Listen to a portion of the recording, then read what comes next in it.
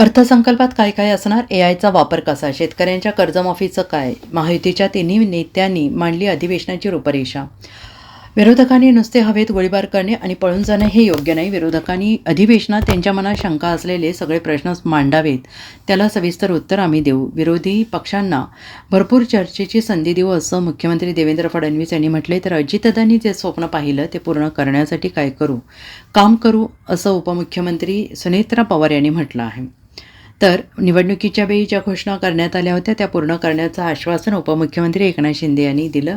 अर्थसंकल्पीय अधिवेशनाच्या पूर्वीच्या पत्रकार परिषदेत महायुती सरकारकडून अजितदादांच्या आठवणींना उजाळा देण्यात आला. अजितदादांनी आर्थिक शिस्त कधीही मोडली नाही.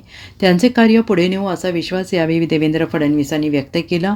या अधिवेशनाच्या माध्यमातून गोरगरिबांच्या प्रश्नांची सोडवणूक आम्ही करू. देशातील सर्वाधिक दिवस अधिवेशन हे महाराष्ट्रात होतं.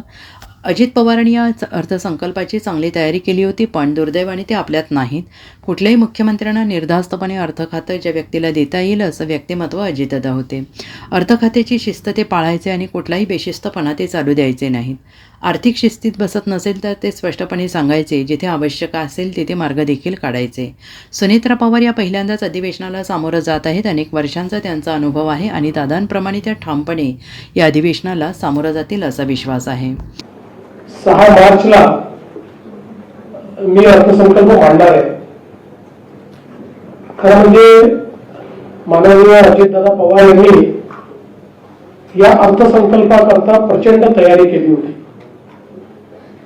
आणि एक चांगला अर्थसंकल्प देण्याचा त्यांचा मानस होता.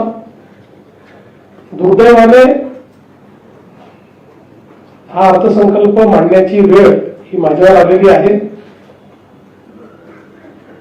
एक अर्थमंत्री म्हणून अजितदादांना जे मी जवळून बघितलं, कुठल्याही मुख्यमंत्र्यांना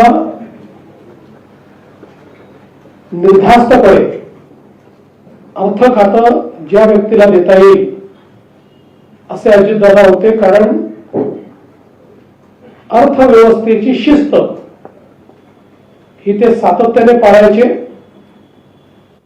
कधीही बेशिस्त कारभार ते चालवून घेत नव्हते आणि म्हणून आम्हाला खरं म्हणजे अर्थमंत्री म्हणून ते असल्यामुळे ही माहिती होतं की कुठे जर आम्ही अधिक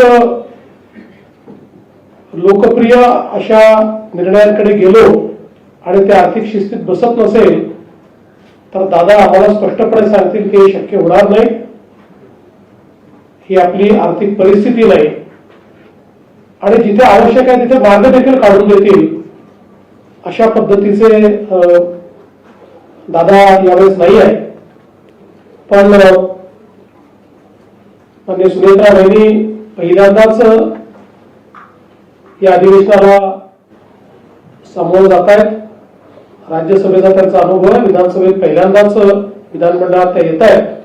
पण मला विश्वास आहे की अनेक वर्षाचा जो त्यांचा अनुभव आहे त्यामुळे त्या देखील अतिशय ठामपणे ज्या पद्धतीनं दादा भूमिका मांडायचे तशा पद्धतीनं या अधिवेशनाला सामोऱ्या जातील.